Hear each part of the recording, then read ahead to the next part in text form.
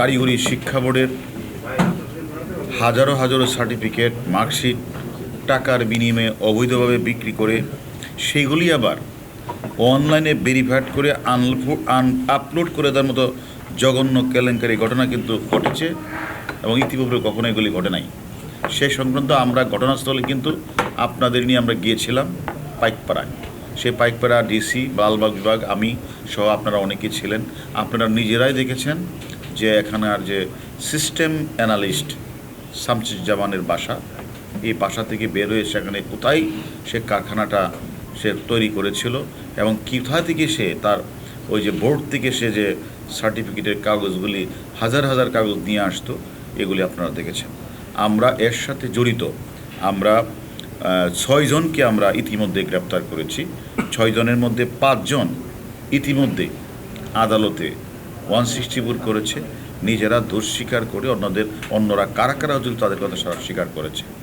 এবং সেখানে সেই সংক্রান্ত বিষয়ে আপনারা সেটাও জানেন, আমরা চেয়ারম্যান সদ্য যে মানে মানে কারিগরি শিক্ষা বোর্ড থেকে যে সদ্য যে মানে ওএসডি হয়েছেন, ওনার ওয়াইফকেও আমরা গ্রেপ্তার করেছি এবং ওনার ওয়াইফও কিন্তু স্বীকার করেছেন যে সিস্টেম অ্যানালিস্টের কাছ থেকে সে টাকা গ্রহণ করেছে এবং তার কথা এবং সিস্টেম অ্যানালিস্টও আদালতে 164 করেছেন। তার তদন্তের ধারাবাহিকতায় কিন্তু আজকে আমরা কারিগরি শিক্ষা বোর্ডের চেয়ারম্যান এবং আমরা পরীক্ষা নিয়ন্ত্রককে আমরা জিজ্ঞাসাবাদের জন্য ডিবি অফিসে নিয়ে এসেছি এবং আনার পরে আমরা তাদের কাছে যে বিষয়টা জানতে চেয়েছি যে সার্টিফিকেট চুরি করার নির্দিষ্ট ওয়েব সাইটে পাসওয়ার্ড ব্যবহার করে আপলোড করা সহ নানা রকম অনিয়মটা সংঘটিত হয়েছে দিনের পর দিন, মাসের পর মাস। এবং উনি একজন চেয়ারম্যান, তাই না?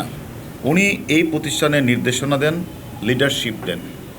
সেই প্রতিষ্ঠানে থেকে কাগজ নিয়ে যাচ্ছেন, সিসিটিভি আছে, তারা দেখছেন। আবার ওনার পরীক্ষা নিয়ন্ত্রক মাসের পর মাস ওই যে পরীক্ষার যে সার্টিফিকেটগুলিতে সিগনেচার করে যাচ্ছেন, তার সাথে ওই যে কলেজের বা বিশ্ববিদ্যালয়ের যে সকল পরীক্ষার সাথে মিলিয়ে দেখা, সাইন করার সাথে মিলিয়ে দেখবে যে ওই স্কুল থেকে কয়জন পাস করেছে আর আমি কয়টা সার্টিফিকেট ইস্যু করলাম, উনি এটাও দেখলেন না।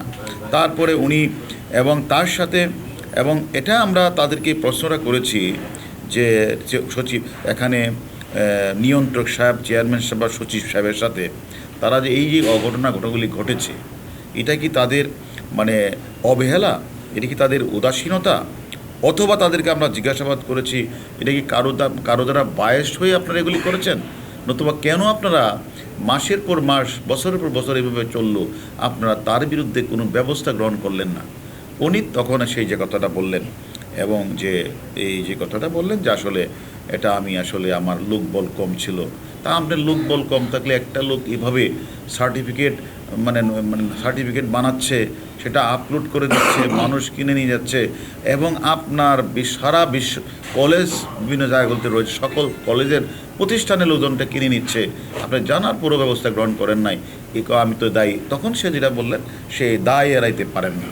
আমি বললাম এখন আমার কথা হলো সে দায় যে এড়াইতে পারেন না, সেটা কি ইচ্ছাকৃত না অনিচ্ছাকৃত, এটা কি অবহেলাজনিত নতুবা এটা বায়াসজনিত।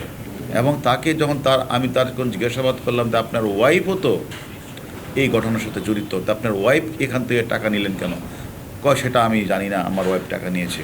এবং আপনার ওয়াইফের সাথে সম্পর্ক কীভাবে হলো? সেটাও আমি জানি না। এখন আমার কথা হলো কারিগরি শিক্ষা বোর্ডের যে নজিরবিহীন জালিয়াতি ঘটেছে, আমি মনে করি ইতিহাসে একটা কলঙ্কিত এবং শিক্ষা ব্যবস্থাকে কালো অধ্যায় হিসেবে চিহ্নিত করার মতো ঘটনা। এবং আমি মনে করি একজন চেয়ারম্যান কোনোভাবেই এই দায় এড়ানোর কোনো সুযোগ নেই। এবং এখন আমরা দেখব যেটা যে সে যে কাজটা করেছে, তিনি অরিজিনাল সার্টিফিকেট বিক্রির মাধ্যমে তিনি যে কাজটা করেছেন, শিক্ষা এবং জাতির মেরুদণ্ডকে ভেঙে দিয়েছেন।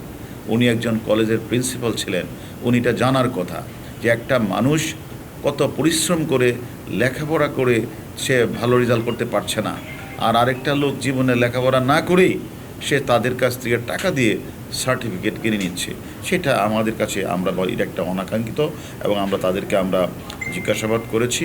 এখন আমাদের যে মূল প্রশ্নটা হচ্ছে যে তাকে আমরা জিজ্ঞাসাবাদের জন্য এনেছি।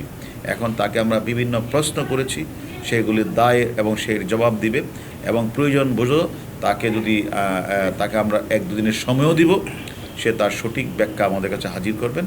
ব্যাখ্যা যদি সে সঠিক ব্যাখ্যা হাজির করতে না পারেন, আর এই ঘটনার সার্টিফিকেট জালের ঘটনা, তার যদি কোনো অনৈতিক কোনো ঘটনা আমরা সুনির্দিষ্ট প্রমাণ পাই, তার বিরুদ্ধে আমরা আইনগত ব্যবস্থা গ্রহণ করব। আপনারা জানেন যে আমরা এর আগে কিন্তু আপনারা দেখেছেন পরীক্ষার হলে নকল প্রতিরোধে আমাদের ডিবি আমরা কাজ করেছি। আমরা বিভিন্ন শিক্ষা প্রতিষ্ঠানে বিভিন্ন চাকরির প্রশ্নপত্র পরীক্ষা ফাঁসের ঘটনার অপরাধী চক্রকে আমরা গ্রেপ্তার করেছি। এবং কিন্তু দুর্ভাগ্যজনক হলেও সত্য যে একটা কারিগরি শিক্ষা বোর্ডের চেয়ারম্যান এবং তার পরিবার বলতে সিস্টেম অ্যানালিস্ট, পরীক্ষা নিয়ন্ত্রক, সচিব, আরও অনেকে মিলে সিন্ডিকেট বানিয়ে তারা যেভাবে জাতির সাথে প্রতারণা করেছে, শিক্ষা ব্যবস্থার মানদণ্ডকে ভেঙে দিয়েছে এবং জালিয়াতির ঘটনা ঘটিয়েছে, এটা আসলে আমাদের সাধারণ মানুষ তথা বাংলাদেশের মানুষের কাছে এটা কাম্য হতে পারে না। তাই আমরা একে একে যারা এই ঘটনার সাথে জড়িত তাদের প্রত্যেককে আমরা আইনের আওতায় নিয়ে আসব। এই বিষয়ে কাউকে আমরা ছাড় দেব না।